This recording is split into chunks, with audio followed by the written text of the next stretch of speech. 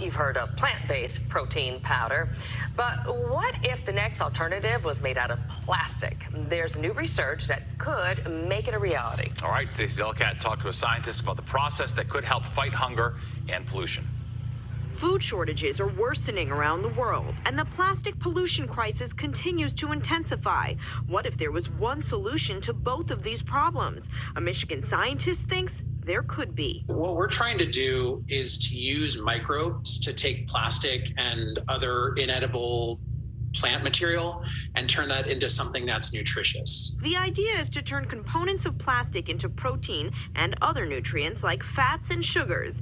If that sounds kind of gross to you, well, I don't want to eat plastic either. What we're trying to do is to take that plastic and turn it into something completely different. Steve Techman, an environmental microbiologist and an associate professor at Michigan Technological University, and his colleagues were just honored with a more than $1 million Future Insight Prize from a German company that will allow them to delve deeper into their research. Techman says their process works by using microbes to break down the plastic completely. In the end, all we're left with are microbial cells. And those cells are made up of a lot of the same things in the food that we eat: proteins, lipids, sugars, and vitamins. Techman says the resulting cells, once dried out, are a powder resembling brown sugar. And he says the full conversion takes just about a day. Which I think is pretty exciting because plastics in the environment can take years to break down. And so the fact that we can break plastics down in a day is pretty cool, I think. It'll likely be a few years at least before turning plastic into protein or other food becomes a reality.